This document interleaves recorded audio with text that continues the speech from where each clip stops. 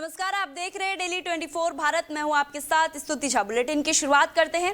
थाना भवन में भारतीय जनता पार्टी के वरिष्ठ नेता एवं पूर्व कैबिनेट मंत्री सुरेश राणा को उत्तर प्रदेश बीजेपी का प्रदेश उपाध्यक्ष बनाए जाने के बाद थाना भवन स्थित उनके कैंप कार्यालय पर लगातार दूसरे दिन भी बधाई देने वाले का तांता लगा रहा। सुबह से ही जनप्रतिनिधि, बीजेपी पदाधिकारी, कार्यकर्ता, सामाजिक संगठनों के प्रतिनिधि और बड़ी संख्या में समर्थक उन्हें शुभकामनाएं देने पहुंचे। कैंप कार्यालय परिसर में फूल मालाओं, पुष्प गुच्छों और मिठाइयों से सजा नजर आया। समर्थकों ने जोरदार नारों के बीच सुरेश राणा का स्वागत किया और मिठाई बांटकर खुशी का इजहार किया। पूरे दिन कार्यालय में उत्साह और उल्लास का माहौल बना रहा। इस मौके पर सुरेश राणा ने सभी समर्थकों और कार्यकर्ताओं का आभार व्यक्त करते हुए कहा कि पार्टी नेतृत्व ने जो जिम्मेदारी सौंपी है वो उसे पूरी निष्ठा, ईमानदारी और समर्पण के साथ निभाएंगे। तो वहीं गौतम बुद्ध नगर में लगातार बढ़ रही भीषण गर्मी और लू को देखते हुए जिला प्रशासन ने बड़ा फैसला लिया है। छात्रों के स्वास्थ्य और सुरक्षा को प्राथमिकता देते हुए जिले के सभी बोर्डों के स्कूलों के संचालन समय में बदलाव किया गया है। जारी आदेशों के अनुसार कक्षा 1 से 8 तक सभी स्कूल अब सुबह 7 बजे से दोपहर 12 बजे तक संचालित होंगे। ये आदेश जिले के सभी बोर्ड के स्कूलों पर भी लागू होगा, जिनमें सीबीएसई और आईसीएसई, यूपी बोर्ड और सहित अन्य मान्यता प्राप्त विद्यालय शामिल है। जिला प्रशासन ने स्पष्ट किया है कि बढ़ते तापमान और लू के खतरे को देखते हुए ये निर्णय लिया गया है ताकि बच्चों को तेज धूप और गर्मी से दुष्प्रभाव से बचाया जा सके। साथ ही सभी स्कूल प्रबंधन को निर्देश दिए गए हैं कि परिसर में पीने के लिए स्वच्छ पानी, प्राथमिकता उपचार और अन्य आवश्यक सुविधा उपलब्ध कराई जाए। छात्रों को गर्मी से बचाव के प्रति जागरूक कराने और स्वास्थ्य संबंधी सावधानियां बरतने के लिए भी निर्देश दिए गए हैं। प्रशासन ने अभिभावकों से भी अपील की है कि बच्चों को पर्याप्त पानी पिलाएं, हल्के सूती कपड़े पहनाएं और आवश्यक रूप से तेज धूप से बाहर जाने से बचाएं।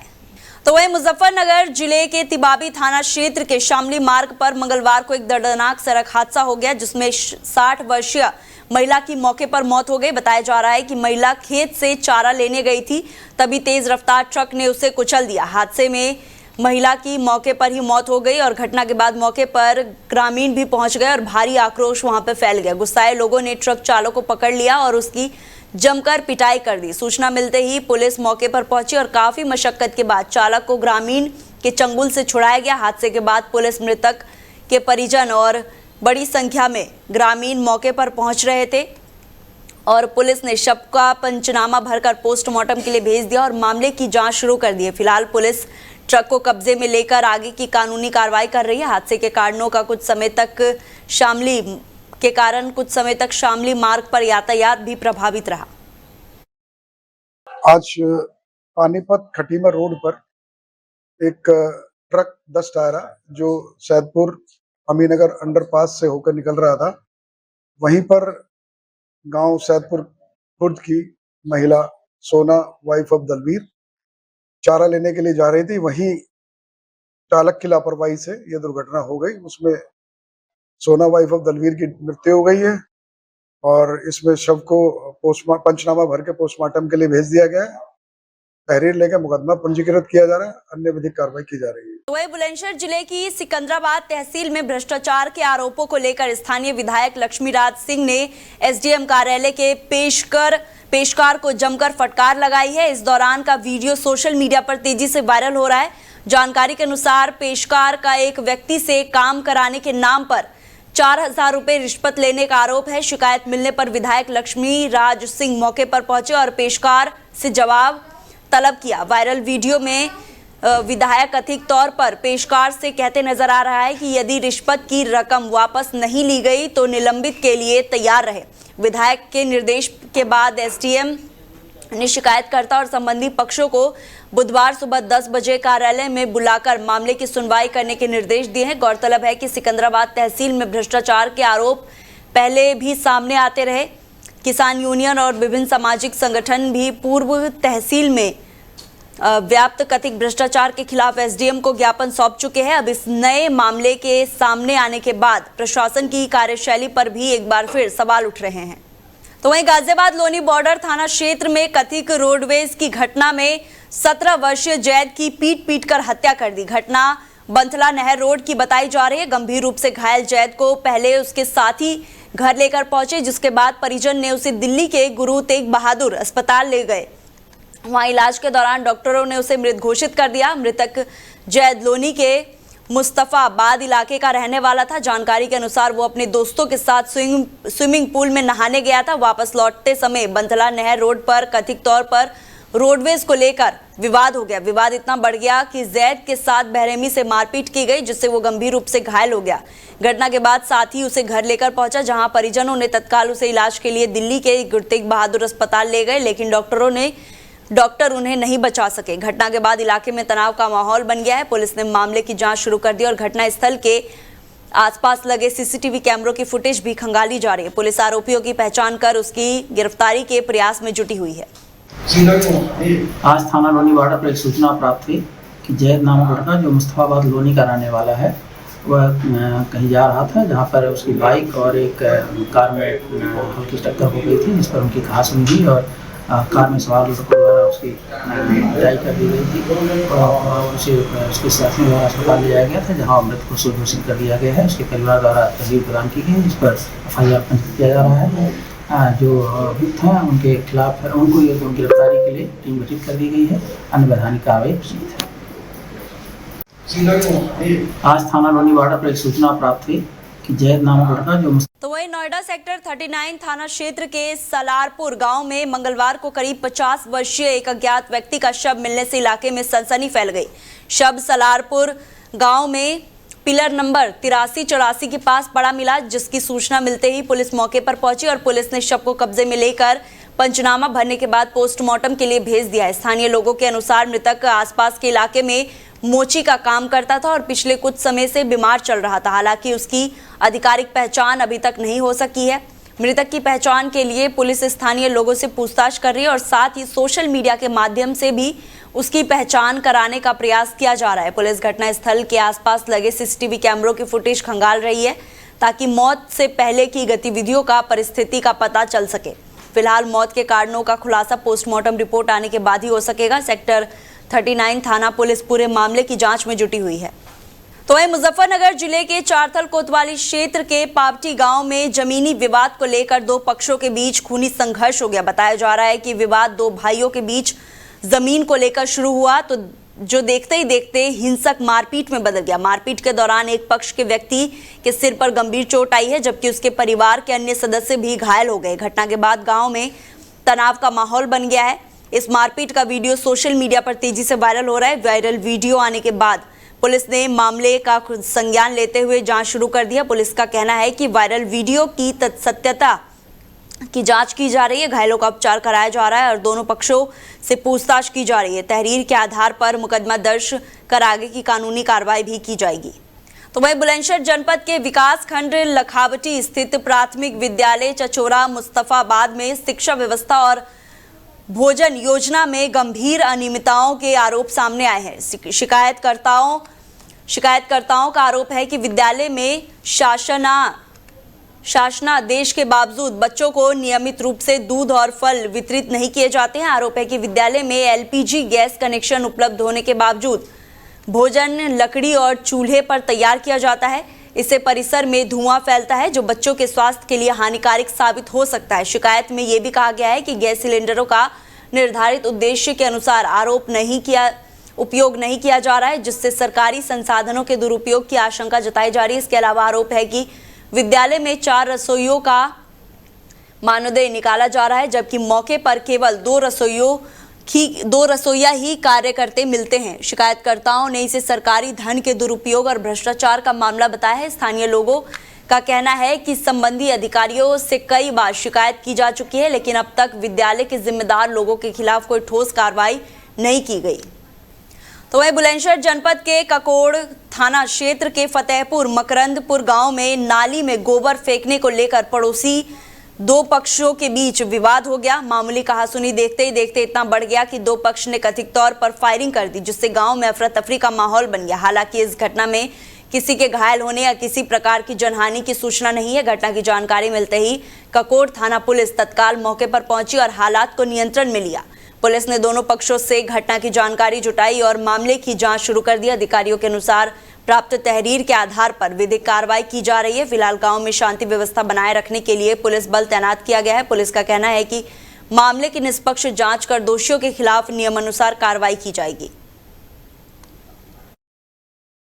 आज दिनांक 30 जून 2026 को थाना काकोड़ पुलिस को फतेहपुर मकरंद गांव से दो पक्षों में विवाद की सूचना प्राप्त हुई। सूचना पर तत्काल थाना पुलिस मौके पर पहुंची तो जानकारी हुई कि दोनों पक्ष सजाती हैं तथा दोनों आपस में पड़ोसी हैं। दोनों पक्षों में नाली में गोबर फेंकने के लेकर विवाद हुआ, जिसमें एक पक्ष द्वारा फायरिंग की गई। उक्त घटना में कोई भी घायल या हताहत नहीं है। थाना पुलिस द्वारा तहरीर के आधार पर अग्नि विधिक कार्रवाई की जा रही है तथा मौके पर पूर्ण शांति। तो वहीं थाना भवन में स्वर्गीय नरेश कुमार गोयल की पुण्यतिथि के अवसर पर चौक बाजार स्थित हलवाई हटा में समाज सेवी शुभम गोयल एवं मन्नू गोयल के सहयोग से निःशुल्क नेत्र जांच शिविर का आयोजन किया गया। शिविर सुबह 9 बजे से शाम 4 बजे तक संचालित हुआ, जिसमें बड़ी संख्या में लोगों ने पहुंचकर अपनी आंखों की जांच कराई। शिविर में करीब 95 मरीजों ने निःशुल्क नेत्र जांच कराई। इस दौरान मरीजों को आंखों की देखभाल, संभावित बीमारियों और आवश्यक उपचार के संबंध में चिकित्सीय परामर्श भी दिया गया। नेत्र रोग विशेषज्ञ डॉक्टर इरफान खान ने मरीजों की जांच कर उन्हें उचित सलाह और आवश्यक दिशा निर्देश भी दिए। वहीं मगो रामलाल लैब के फील्ड ऑफिसर ऋतिक राज ने भी शिविर में सफल संचालन में महत्वपूर्ण सहयोग दिया। आयोजकों शुभम गोयल और मन्नू गोयल ने बताया है कि स्वर्गीय नरेश कुमार गोयल की पुण्यतिथि में समाज सेवा के उद्देश्य से इस शिविर का आयोजन किया गया है ताकि जरूरतमंदों को निःशुल्क स्वास्थ्य सुविधा उपलब्ध कराई जा सके। तो वहीं नोएडा सेक्टर 20 थाना पुलिस ने अवैध गांजे की तस्करी और बिक्री कराने वाले एक बड़े गिरोह का पर्दाफाश किया है। पुलिस ने कार्रवाई करते हुए गिरोह से जुड़े 5 शातिर तस्करों को गिरफ्तार किया है। पुलिस के अनुसार आरोपियों के कब्जे से करीब 21 किलो अवैध गांजा और एक कार बरामद की गई है। बरामद नशीले पदार्थ की बाजार में कीमत लगभग 5 लाख रुपए बताई जा रही है। जांच में सामने आया है कि ये गिरोह उड़ीसा से गांजा मंगाकर एनसीआर क्षेत्र में सप्लाई करता था। पुलिस के मुताबिक इस पूरे नेटवर्क को नूरी नाम की महिला ऑपरेट कर रही थी, जिसकी भूमिका की जांच की जा रही है। नोएडा एडीसीपी मनीषा सिंह ने प्रेस कॉन्फ्रेंस कर पूरे मामले का खुलासा किया है और बताया है कि गिरोह लंबे समय से सक्रिय था। पुलिस अब इस नेटवर्क से जुड़े अन्य लोगों की तलाश में जुटी हुई है। फिलहाल गिरफ्तार आरोपियों से पूछताछ की जा रही है और आगे की कानूनी कार्रवाई भी की जा रही है। पुलिस आयुक्त महोदया के निर्देशन में अपराध एवं अपराधियों के विरुद्ध कार्रवाई लगातार प्रचलित है। आज इसी क्रम में CRT team, ACP first, SHO 20 और उनकी टीम के द्वारा 5 शातिर गांजा तस्कर जो है उनकी गिरफ्तारी की गई है। साथ ही साथ उनके कब्जे से 21 किलो गांजा एवं एक गाड़ी जो इस घटना के संबंध में और पूर्व में भी अन्य घटनाओं के संबंध में इस्तेमाल करते थे वो भी बरामद की गई है। पूछताछ करने पर ज्ञात हुआ कि ये उड़ीसा से गांजे की तस्करी करने में लगातार सक्रिय रहे हैं और ये विभिन्न माध्यमों से दिल्ली तक गांजा लेकर के आते थे और इसके बाद अपने नेटवर्क के माध्यम से विभिन्न स्थानों पर गांजे की सप्लाई किया करते थे। इसमें इनके जो नेटवर्क था उसमें जो एक महिला, नूरी नामक महिला, जो कि इनके नेटवर्क की मुख्य अभियुक्त थी, वो इसमें वांछित की गई है और इनके आपराधिक इतिहास के बारे में जानकारी की गई तो विभिन्न थाना क्षेत्रों में इनके विरुद्ध अनेकों अभियोग पंजीकृत हैं। आज 5 को गिरफ्तार कर माननीय न्यायालय में अभिरक्षा हेतु प्रस्तुत किया जा रहा है। अन्य विवेचनात्मक कार्रवाई प्रचलित है। तो वहीं बुलंदशहर जिले में एक सीआरपीएफ जवान की पत्नी के लापता होने का मामला सामने आया है, जिसमें एक पुलिस सिपाही पर गंभीर आरोप लगाए गए हैं। आरोप है कि शादी के करीब 1 महीने बाद ही महिला गहने और लाखों रुपए की नकदी लेकर घर से निकली थी और फिर लापता हो गई। परिजनों का कहना है कि सीसीटीवी फुटेज में महिला को बिना नंबर प्लेट की स्विफ्ट कार में ले जाते हुए देखा गया, जिसे कथित तौर पर सिपाही सनी यादव चला रहा था। सनी यादव खानपुर थाने में तैनात बताया जा रहा था। परिवार ने आरोप लगाया है कि सिपाही ने महिला को बहला फुसला कर अपने साथ ले जाकर अपहरण किया है। मामले में शिकायत के बावजूद कार्रवाई न होने पर परिवार ने नाराजगी जताई है और गुलावटी पुलिस पर लापरवाही का आरोप लगाया है। इसी बीच पीड़ित सीआरपीएफ जवान ने मामले में न्याय की गुहार लगाते हुए वरिष्ठ पुलिस अधीक्षक से गुहार लगाई है और जल्द कार्रवाई की मांग की है। फिलहाल पुलिस मामले की जांच में जुटी है और सीसीटीवी फुटेज और अन्य साक्ष्यों के आधार पर पड़ताल की जा रही है। मेरा मामला यूं है, मैं सीआरपीएफ में तैनात वर्तमान में श्रीनगर में मेरी पोस्टिंग है और मैंने लव मैरिज की थी 14 मई को 2026 में रमा उर्फ जानवी नाम की लड़की से। दोनों परिवार की सहमति से, लड़की की सहमति से मेरी शादी हुई। शादी के बाद में मैं एक डेढ़ महीने लड़की मेरे पास रही। दरअसल मुझे छुट्टी जाने के बाद में लड़की 10 मई को मेरी बातचीत हुई। मैं 10 मई को बातचीत करके घर पर मैं अपनी ड्यूटी पहुंच गया 10 तारीख में 10 मई को। और 4-6 दिन बाद में लड़की किसी सन्नी यादव नाम के लड़के के साथ, जो कि खानपुर थाने में तैनात है सिपाही रैंक में, और उसके साथ में सनी यादव आया है मेरे गांव में, मेरे घेर पे गाड़ी लाया है, ब्लैक कलर की स्विफ्ट मेरे नंबर प्लेट की गाड़ी, और उसमें उसे बैठा के बहला फुसला के लड़की को लेकर चला गया है। और उसके बाद में उससे पूछताछ कर रहे हैं तो नहीं बता रहा मेरे पास नहीं, ऐसा हमें बहका रहा है, और लड़की वाले पूछ रहे हैं उनको भी बहका रहा, हमें बहका रहा है। और ऊपर से लड़का जो सनी यादव है ऊपर से मेरी सास के फोन पे, उनके फोन पर धमकी दे रहा मारने की। बोला तेरे जैसे देव तो मेरे जिम में डोले हैं, जब जी कर जब मैं ठोक दूंगा। ठीक है।